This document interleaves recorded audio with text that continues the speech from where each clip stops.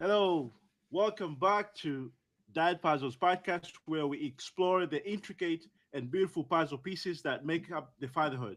So today we do have a truly special guest, Dr. Diana Londono. She is a renowned urologist, advocate for patient-centered care, and a woman who understands the profound impact a father can have on shaping one's life. So, without further ado, welcome, my friend. Well, thank you so much. It's such a blessing to be here. I'm excited. We've been trying to organize this, and it's just the perfect day to really do this. And I just thank you for all your work and all you're doing and your mission. I think it's absolutely essential and beautiful, and to support fathers and to support, all of the caretakers is so important. So I really do appreciate all you do. Amazing. Oh, thank you so much, and I truly appreciate you as well. I see your work is along the same route of really making the humanity better. So we truly appreciate you here at Dad Puzzles. Thank you again for all you do. So, can you please introduce yourself for people that do not know you? Yeah, thank you. So I'm a urologist, as you said, in Los Mhm, Angeles. So a mhm, surgeon that deals with anything where the urine passes, and we also deal with a lot of sexuality and infertility and many facets of what urology encompasses. But really trying to keep the kidneys healthy, and mhm, also anything that deals with too much pee, not enough pee, anything sexual like erections, lack of mhm, them, and just helping with any of that.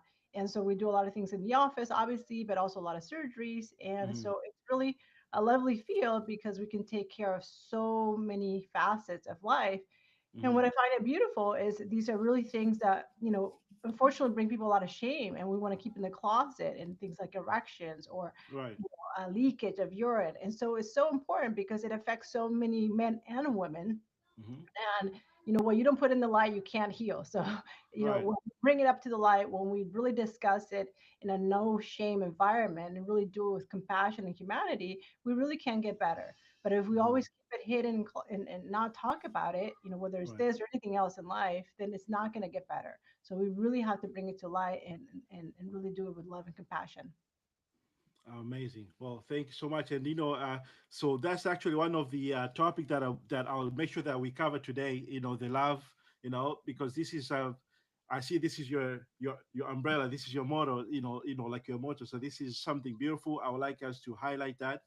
And actually, I was I just saw a recent podcast you did, and I was like, okay, I will pretend I did not see it. Watch it because then it will like affect my performance today. So but it's not gonna it's not gonna impact our work today. I think today is gonna be even more impactful because we touch only not only the love aspect of life and our careers, but we also going to touch other things in terms of the family, the like the men's health, etc. So thank you again for being here today.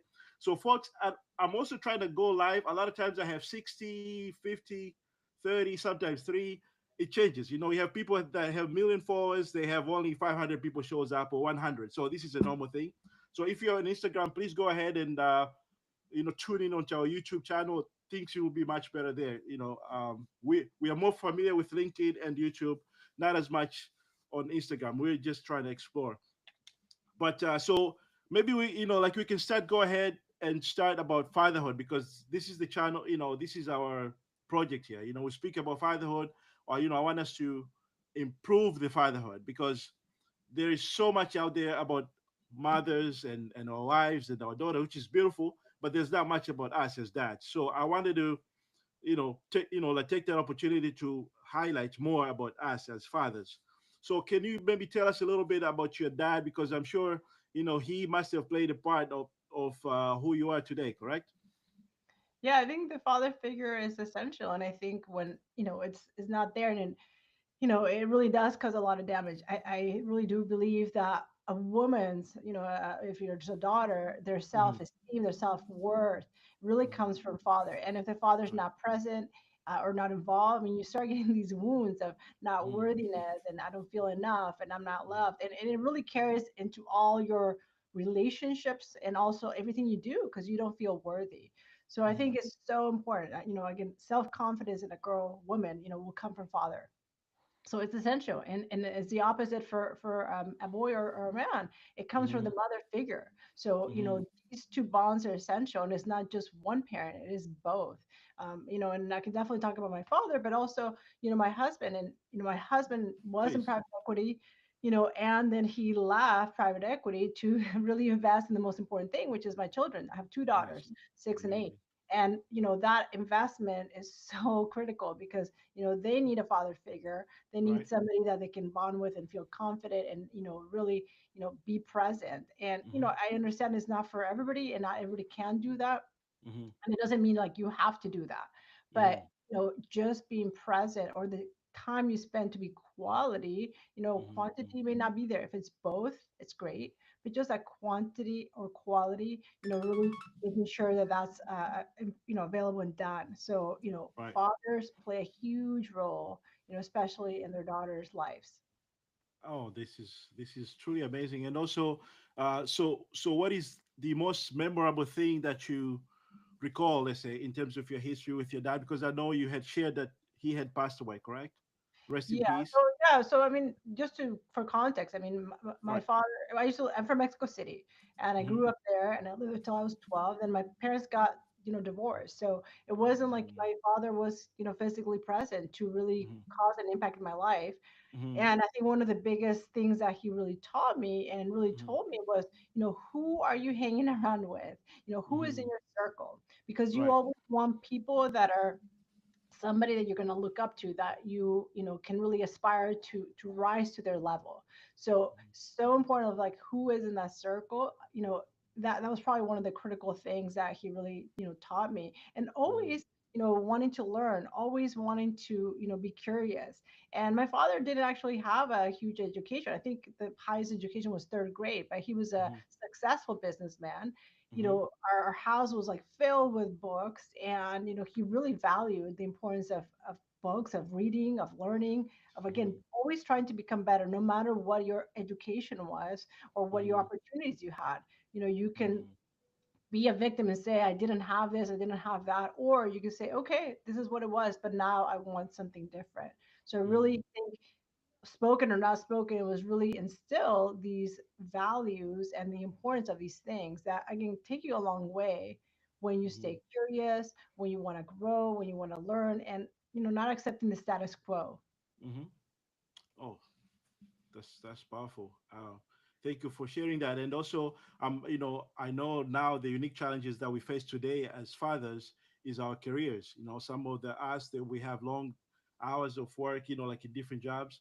So we might not be there most of the time for our kids or our family in general. So I I noticed that what you shared about your husband, this that is beautiful. He was able to take that chance and be there for his family and stuff. That is really beautiful. So what are the unique challenges that you see for fathers today, besides, let's say, not being able to be around due to work and stuff? Like, do you notice anything by the folks that you've been treating and stuff, the I challenges think they face? I think that's absolutely real and true. And I also think sometimes we make these challenges in our head like we cannot do that. Oh, I cannot cut back on hours. I cannot leave work a little earlier. I cannot Mm-hmm. do this. And I think the question instead of like, what can't I do, is like, how can I make this work? And Mm-hmm. I guess that's for fathers or for anybody. Like, how can I make this work to get to the goals of what you want to do? Mm-hmm. And sometimes we say, oh, we're gonna, oh, we won't have enough, we won't have this, and then we start going to a scarcity mindset of not enough. And when Mm-hmm. we start looking at the world where there's a lot of everything, and we may have to make some changes on the things we buy or get or do, but we're still gonna have the most important thing, which is that connection, that love, and that presence. And again, so many people just tell me why they can't do it, but like focus on like how can we make this work? And Right. even I'm leaving my job, and Mm-hmm. January 3rd is gonna be my last day, and then we decided we're gonna go to Colombia to be with my in-laws, and so my kids can be immersed and sort of forced to speak Spanish. Mm-hmm. Um, and it's like people tell me like, oh my gosh, I wish I would have done that. A lot of my Mm-hmm. colleagues, a lot of my physician Mm-hmm. colleagues. And I'm like, well, why not? Like, Mm-hmm. why are you not doing that, or anything else you want to do? I'm not Mm-hmm. saying you should do that, but whatever Right. is important for you, why not? Like, to Wow. figure out ways that it can work. Things are Mm-hmm. going to look different. Again, maybe you're not going to have all the luxuries for some time, or but then you can have something else different. So Right. So whatever you want to do, a lot of the mind drama, we just kind of spin on it, and we Hmm. get stuck and we feel overwhelmed and we feel Hmm. we can't. And then just start thinking like, how can I do it? Oh man, that is beautiful. And actually, I'm familiar with couple of. I know a friend that is actually making the same move to another country, and he was sharing with me how the pretty much the lifestyle is the same, but in the sense that he has more control of his kids, because nowadays sometimes he was complaining about what the education his kids were getting, and he was like, I'm tired of fighting between me and the society, because the teachers and the society, they're teaching the kids one way, but then at home he's trying to teach them the other way. So he found a way that he's going to take them to where he's from in Africa, and this is northeast, like North Africa, in Morocco, and he wants to make sure that they learn the language, they learn the culture, they know where they're from. So I think this is wow. This is pretty much, like almost what you're Yeah, pursuing. I mean, you really can do, nothing is forever. I mean, whatever we Right. do is a temporary, even our doctor title. I mean, nothing is really forever.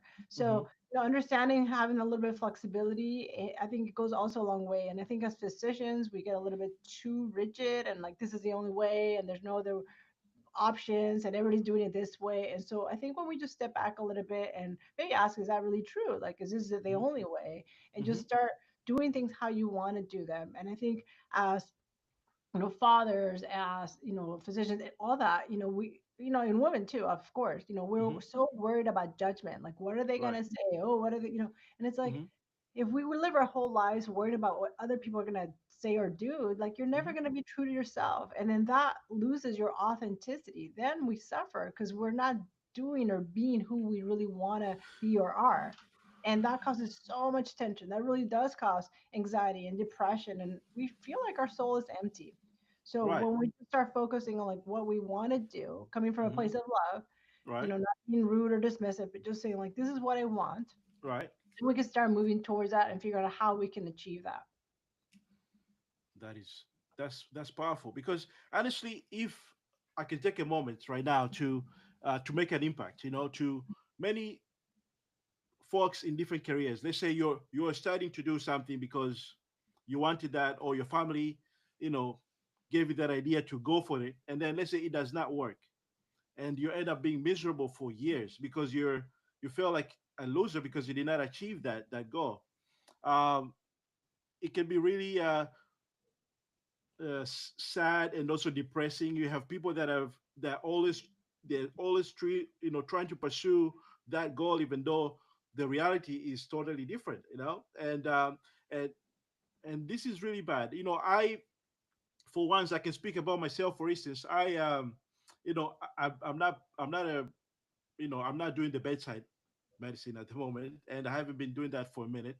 Uh, and at the beginning, it was hard to accept, but I had to accept it because actually, for me, the outside forces were helping me to follow my way. Like for whether it's like the divorce, the marriage, like all those good things were were pushing me towards accepting the reality. But you have people that do not have that option.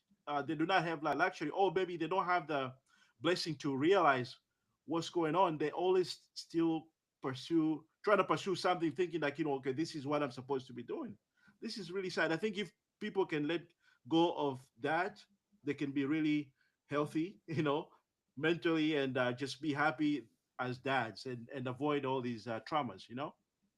Yeah, I mean, I think when we are trying to please family or this person or that person, trying to do Right. things that they told us to be or do, and then Hmm. when you follow that and you feel it in your body, you feel like this tightness, this cringe. Like, you have to really listen to your body, and when you don't feel like a hell yes or like let's do it, and you Hmm. feel like getting tight in your body, that's not the right answer, but you still do it. Again, this Hmm. people pleasing, and again, this goes back usually to childhood when we become people pleasers. That is our mechanism of safety.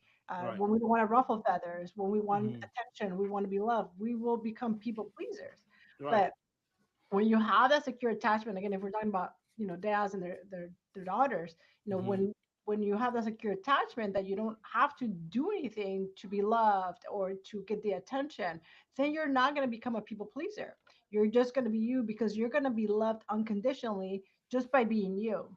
Right. But when daughters feel like they're not getting that attention, they're going to do anything in their power to get that attention because that's a human core need that we all have. We want to be loved, taken Mm-hmm. care of, and really be seen for who we are. Right. Not be told that we're too much or too little or not enough. Like, Mm-hmm. when those attachments occur that way, again, all this pathology happens. Mm-hmm. And they'll manifest when we're adults. We'll start doing things we don't want to do. We'll say yes to Right. things we don't want to like do. And so Mm-hmm. for men or women, fathers or mothers, learning to say no, putting those boundaries of like, no, thank you, I'm not going to do that, or that doesn't align with what my goals are. Right. It really goes a long way. And we can't say no or yes unless we are kind of clear on what we want. So Mm-hmm. we need to understand like, what do I want? What are my goals? What am I Right. trying to achieve? Whether it's in personal relationships, work, whatever your goals are. And Right. then once you're clear on those, then you have a much easier time saying yes or no because you're like, I'm not going to do that. It's not something that resonates for me.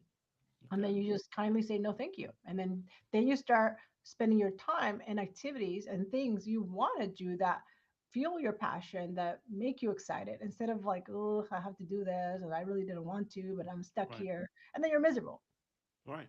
Yeah. And this is actually, it touches the sometimes you have folks. This is actually very relevant. You have people that they're surgeons like yourself, and they're always just they identify with that. And then let's say like something happens, they have trauma or whatever, and then guess what, they struggle with accepting the new reality, and they end up in depression, drugs, and all that stuff. So I think if they had that mentality from the get-go, like, okay, I'm this, but this is not necessarily identify me as a person, as a father, as a human. I think that's the core thing, uh, and I'm glad that this is actually what you're identifying with, and this is really beautiful. And I'll touch a little bit about let's say like the most recent podcast with one of the docs that you had. He was talking about how he lost his sister, Dr. Fisher, correct? Hmm.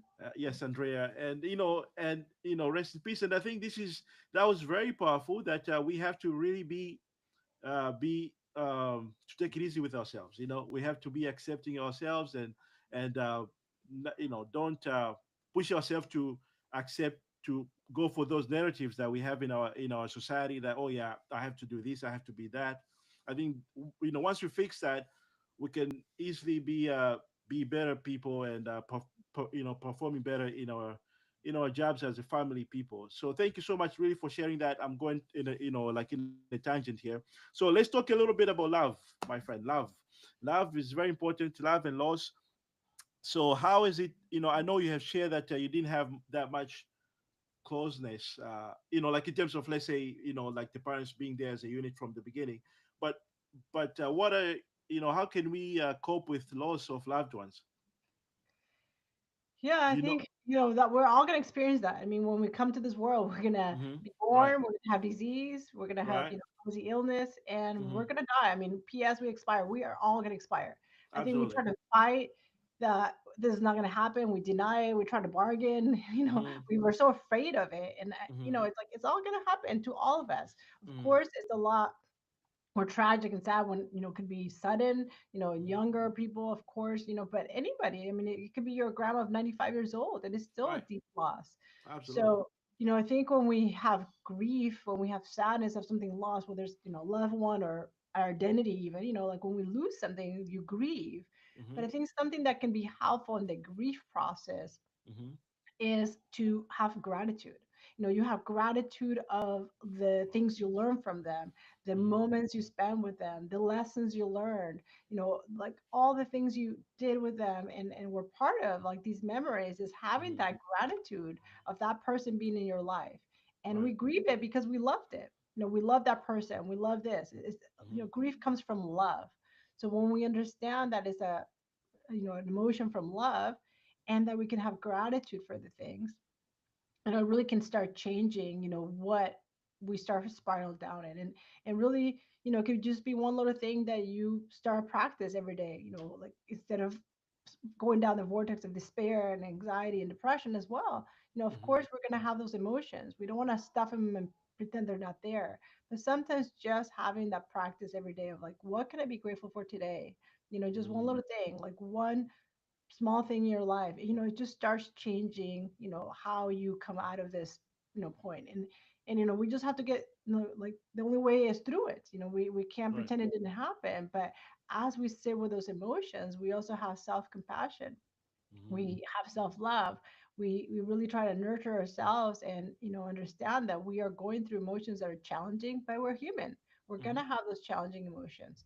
Right. And so as I guess, I think as we go through those emotions, having that self-compassion, that love, that gratitude really can change, because it's going to change our physiology. Hmm. Love is healing. It can really prevent disease, and it can also be Hmm. healing when we're in a state of love than when we're in a state of anger and fear Hmm. and resentment. Like those emotions are very toxic. It starts releasing all that sympathetic hormones of a fight or flight, that stress Hmm. hormone, the cortisol. That is an Hmm. inflammatory hormone that's going to really break down our body and our cells, and it's going to cause diseases. So we want to be in a state of love, and it starts with self-love. And then Hmm. we could also give it to others as well, and blessings, and you really send them that compassion. But it really has to start with us and really rooting out love. Oh, this is amazing. Thank you for sharing that, because this is something that sometimes it can be hard to cope with, and it can affect us long term, or like it can be in different degrees. Some to more than others. Um, you know, for me, for instance, if I can speak for myself, is more like sometimes you have that fear, like because you you've been trying to identify as your dad, and like you see how great he was, and you fear that, okay, but I cannot do that. Sometimes you feel like, am I a failure for not being that great of a man? And but it's something that we are working with all the time. But I think you've shared something powerful about like the gratitude, and and spreading that love to folks. I think it can be a healing process for sure. Yeah, I mean, I think it's a beautiful point. So much of what we do or are, like, we're in fear, and Mm-hmm. that fear is never gonna propel us forward. It's never gonna be healing. Fear is Mm-hmm. important, yes. It's gonna tell us that something needs to be like dealt with. Something is important. We're looking at our survival kind of instinct. It's Right. important for us. We don't want to also dismiss it, but then we gotta move through it and move with it. Like, thank you, fear, you're here, but I'm Mm-hmm. gonna keep doing it anyway. And Right. again, when we're looking at if your father, if you feel like you're not going to live up to it, just again, going back to the gratitude. Well, I'm glad I had such an important example. I'm Mm-hmm. glad I was able to see all the potential. And Right. then you move from that place of like being grateful for like the amazing things that you were able to experience. Mm-hmm. So many people don't have that opportunity to have that sort of role model. So, Mm-hmm. when you then switch and you say, I'm so grateful, and then whatever decision you make from there, whatever thought comes from that, it Mm-hmm. really is going to be much different looking through that lens of that gratitude, other Mm-hmm. than that fear, like it's not enough, I can't do this, what have I not done. It's like Right. just focus on the things that you want to do from that place of love and gratitude. Amazing. Well, thank you so much. I think we're doing well, and I think in terms of, let's say, so social media, this is something new to you know we're experiencing it as we go, and I was not one of those guys that can be speaking to you like this, and so I think we have evolved. So I guess we're still trying to improve and fight that fear back, and whether it's our careers, or just accepting the reality, and also being there for our kids. And I think it's just a beautiful thing. um did you have anything you want to touch upon in terms of just the fatherhood itself, before we jump into the next segment? Yeah, I think for fatherhood, it's just give yourself that compassion. Like, don't sort of judge. I'm not doing this, I'm not doing that. Mm-hmm. Also your kids are always listening, and they're listening not just to your words but to your actions. So Mm-hmm.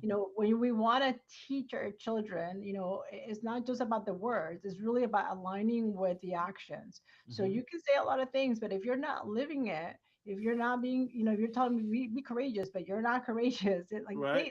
they pick Hmm. up on all this. Like their BS filter is really high. I mean, they really know, what, Absolutely. if you're being aligned or not. And so, not just say it, but like be it, practice it. And then that's Right. how your children will really learn, is by seeing you in action, by seeing you do it, other than like preaching it. So, talk the talk, but like definitely walk the walk. I think that is critical. Hmm. And I think that's how really children learn, is by seeing the action. Oh, amazing. Thank you so much. And actually, what you just shared, it reminds me actually my very first guest, Dr. Clarence Lee, he was mentioning actually almost the same point in the sense that we have to be to live our best life. Like the best thing for us to do towards our kids is for us to be the best.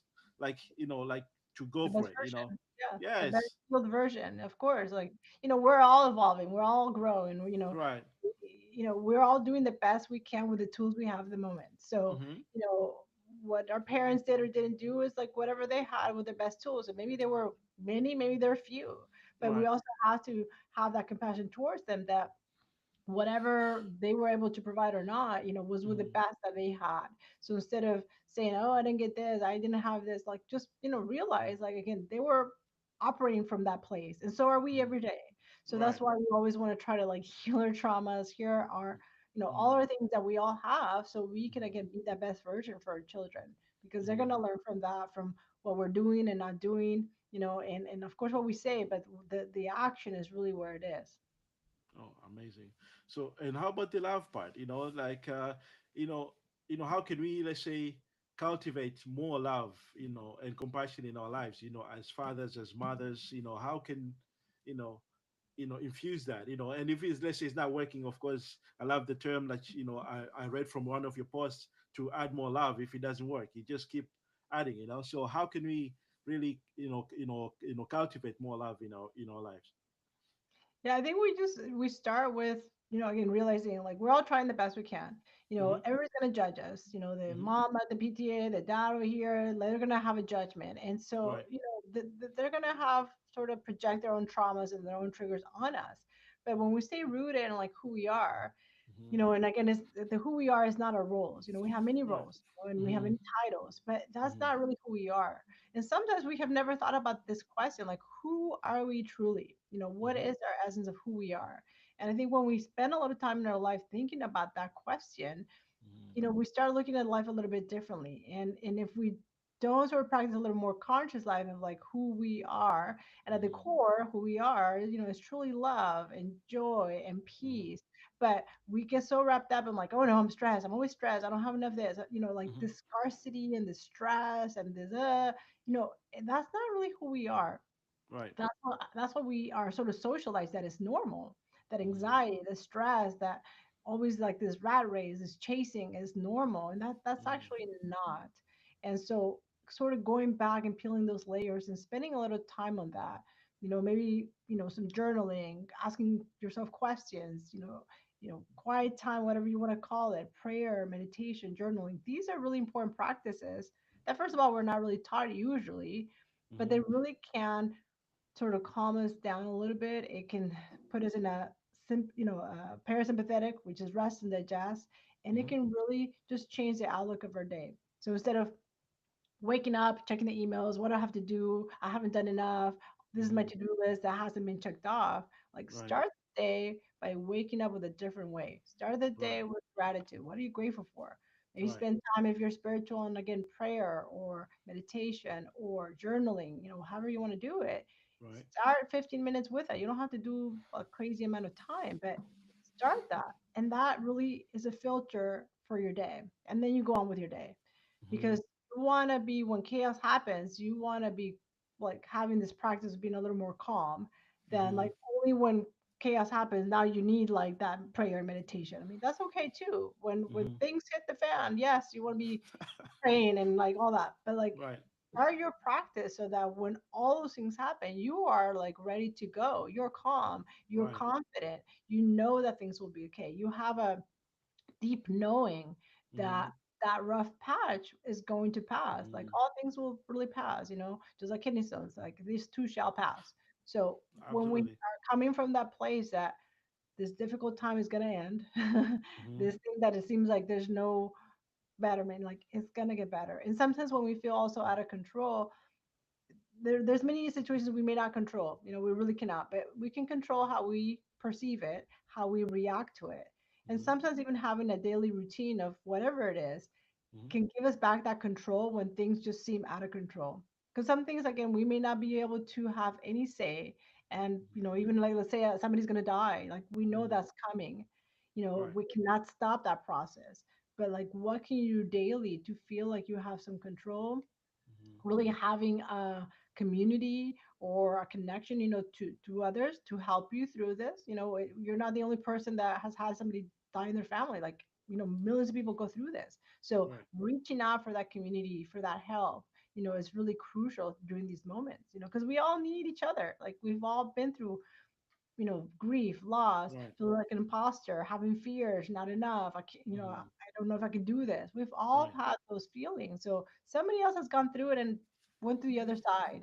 So Right. when we ask for help or connect with others, I mean, that's a beautiful gift of life and humanity.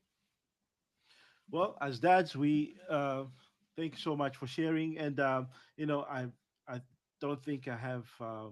I'm able to add on that at all.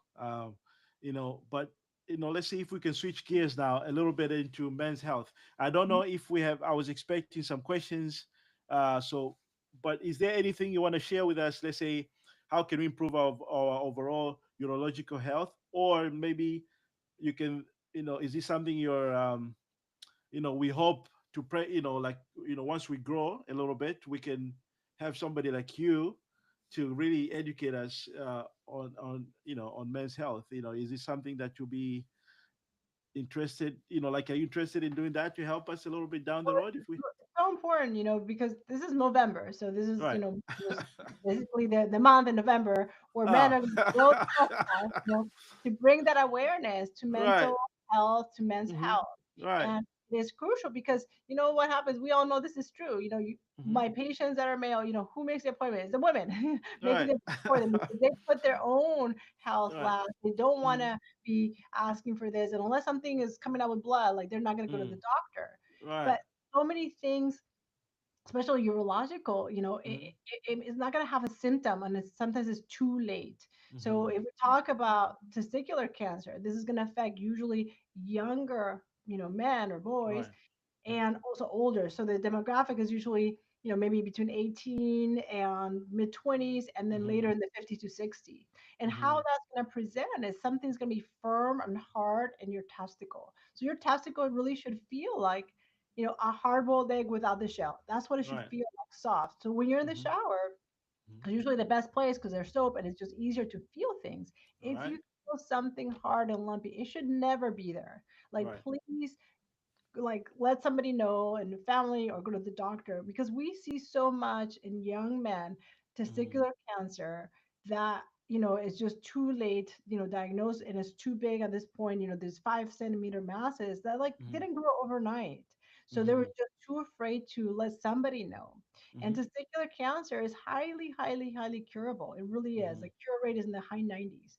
Hmm. So, but it needs, early detection and treatment. So Right. it's so important that you check that, because you usually are healthy. You're not going to be going routinely to the doctor. So that's Right. something that you've got to do yourself. Or if you have children, like, let them know to check that.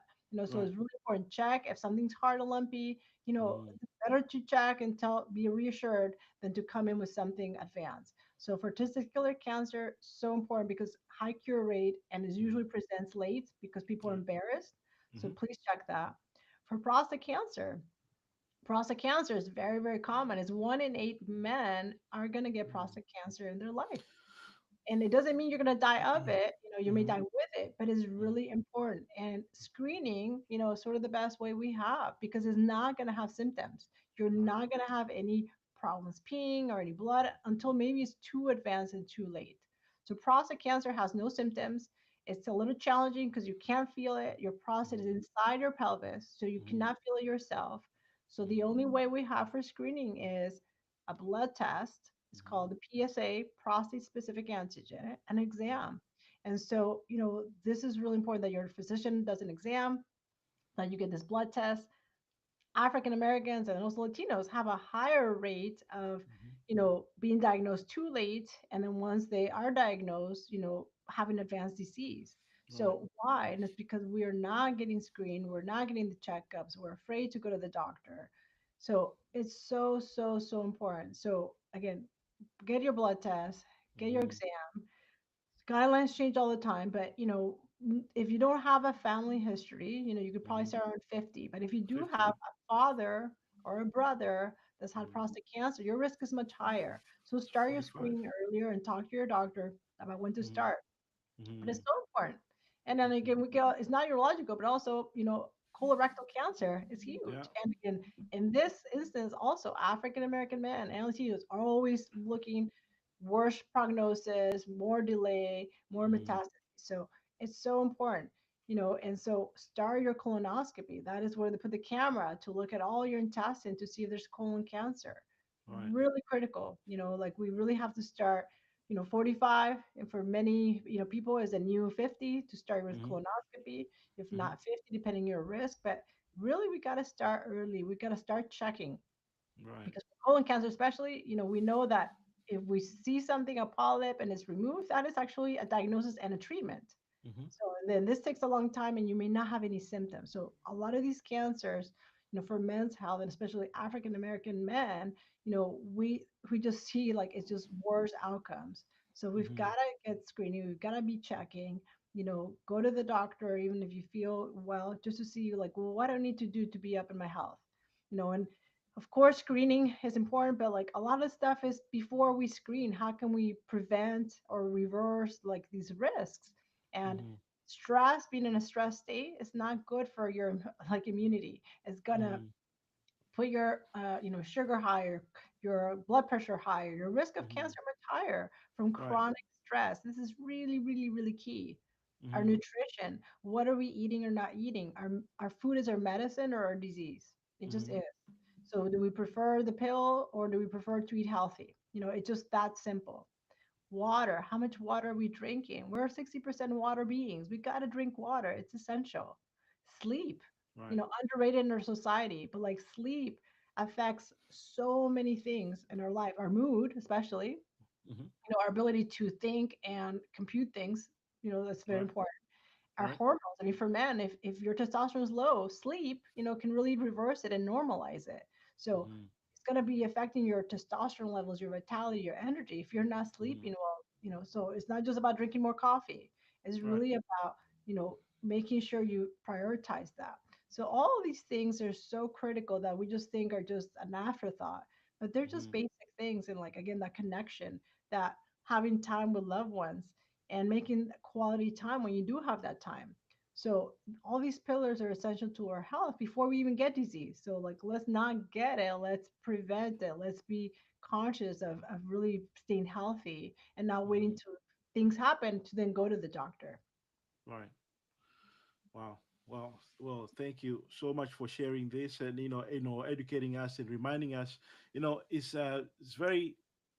I had a moment where on the International Men's Day, I was driving. I was going to pick up the kids, and then I recorded, and then I stopped. I was like, okay, fine. And then on the way back with the kids, I recorded again. I even involved them to like like chime in a little bit, but I never posted. But one of the things I was it was three things I was sharing with folks. I was telling them really know your not like know your those nuts. I'm sorry, those good friends of ours over there. So I was I shared that like to like start now.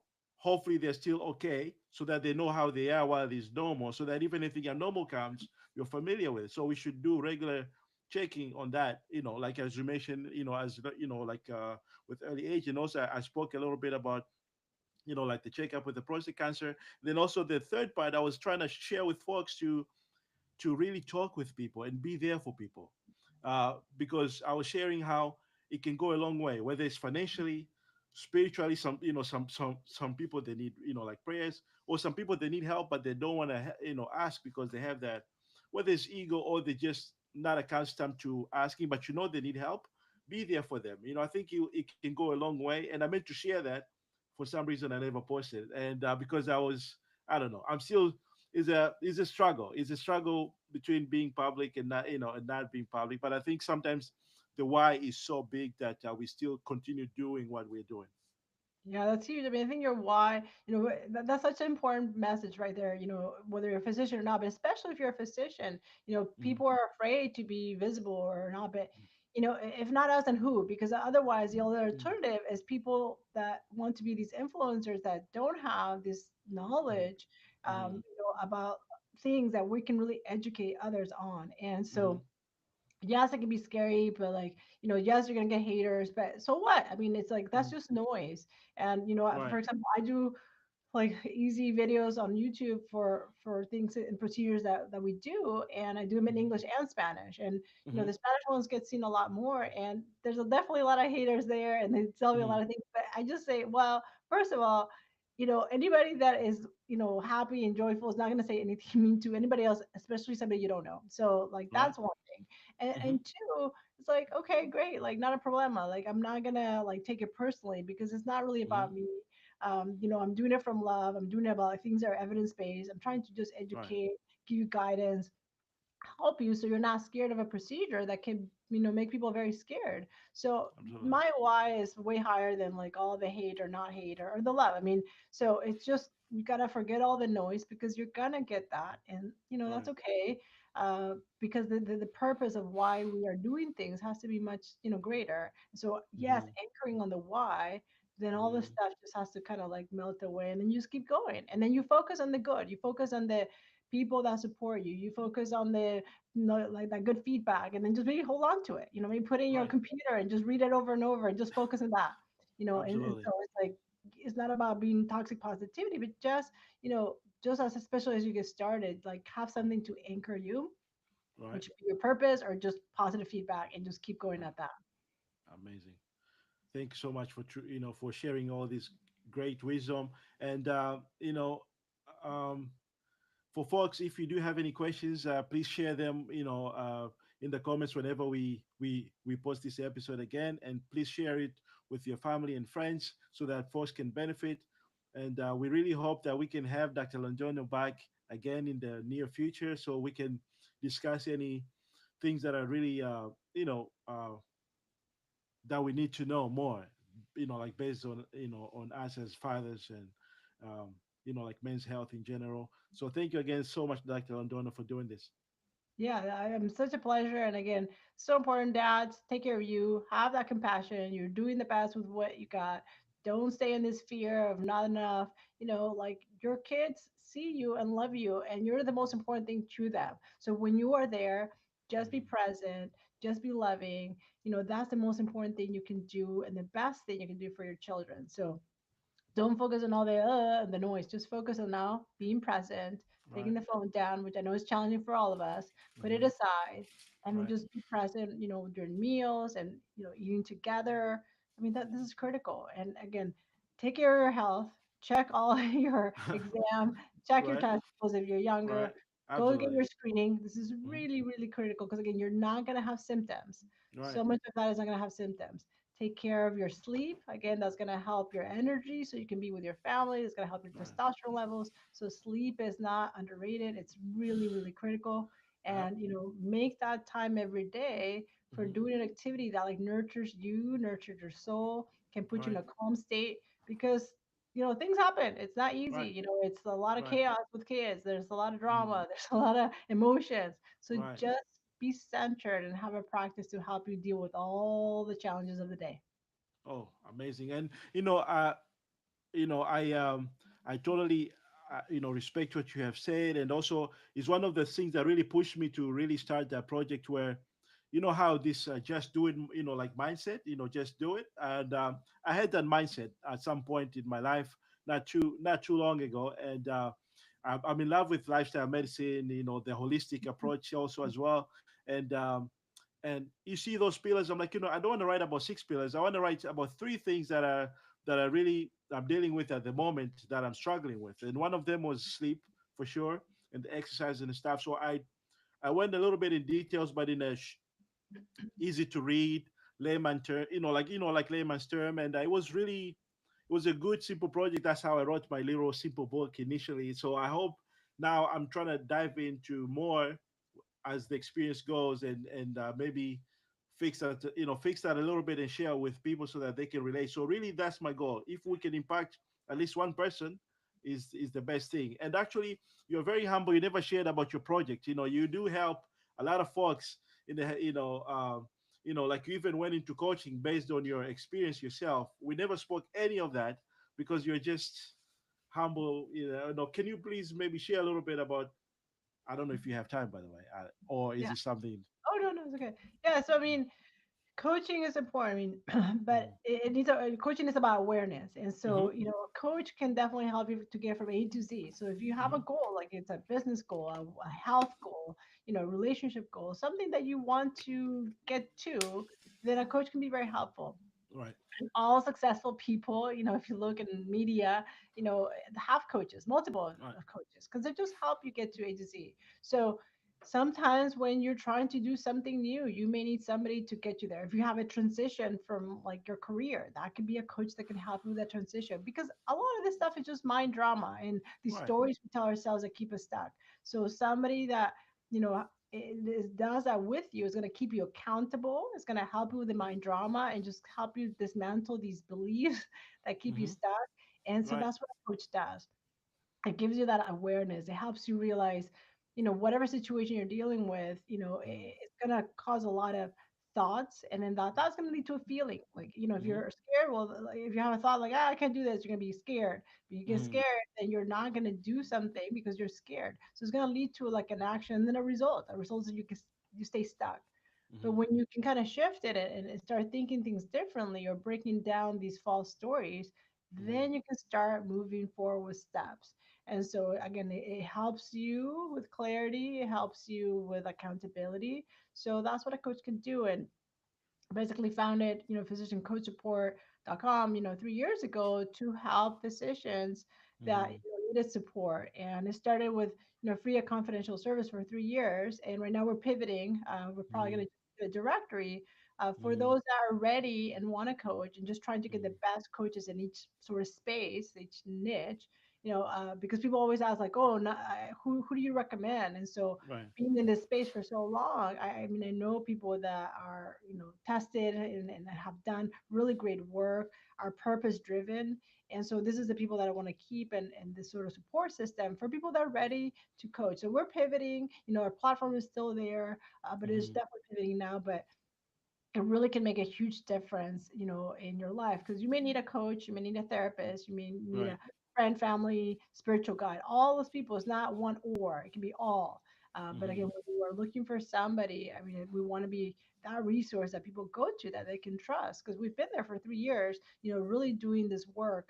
Again, previously with confidential free support, and now we're ready to say, okay, now the people that really are ready to get a coach, who Mm-hmm. are the really good ones, who can really help. And again, people that are purpose driven. And I want to sort of go back a little bit to what you said earlier about the lifestyle medicine and these pillars. There's like the six Mm-hmm. pillars. Right. I think they do a great job, but the one that they don't have, which I probably understand why is not on it, but it's really purpose. Spiritual. Yeah, it's purpose. Yeah, Right. if you don't have that, like, extra component, Right. I think it falls short. And again, it is not Right. religious. It's just about a spiritual component, and Mm-hmm. purpose is a Mm-hmm. spiritual thing. It's a pure Mm-hmm. spiritual, belief. So Right. when you anchor in your why, like you said, in your purpose of every day, you know, one is going to get you out of stress state. It's going to get you out of burnout if you're in burnout, but it's Mm-hmm. just going to like really help you move in life and giving back. Again, just like you said, maybe helping one person. How can you give back? Mm-hmm. It's so crucial. You can give back, of course, money, but like time, Mm-hmm. presence, skills, things that you've learned. How can you give back to others? I mean, that Right. really, makes life meaningful and purpose. Like to live a purpose-driven life, Right. a heart-centered life. And so, sort of going back to that, but I think it's so critical. And that's really why I started this, to give back. How can I give back to my colleagues that are Mm-hmm. suffering? Because we know, in every field, whether you're a Mm-hmm. teacher or like the C-suite or Mm-hmm. physicians, we're all in burnout. This stuff Right. really matters. But as physicians, it matters because we're Mm-hmm. taking care of so many people. But Yeah. if we haven't learned how to take care of ourselves, we really cannot take care of others. It's just a false belief. So, as fathers and fathers who are physicians, there's a lot of pressures. There's just a Mm-hmm. lot. And again, the time, and like if they're the breadwinners, they're, they really feel that weight in their shoulder. It's real. Right. So how can we help and support them Mm-hmm. to give them these, tools, this accountability, these things that can help them sort Mm-hmm. of lessen that load, whether it's mental or like the worry, to Right. get them to be the best, version of themselves. So that's Mm-hmm. really what coaching is going to do, help Yes. you get rid of this mind drama, the stress, this worry, and help you move to the version you want. Right. Oh, amazing. Thank you so much. So I'll make sure that I share your information so folks can really, they have to follow you and learn, because I love how you share your writings. I think, folks benefit and relate from your writings. Keep doing that. We truly appreciate that. And, and thank you again for really being with us today. And we hope to have you again, soon. Thank you so much.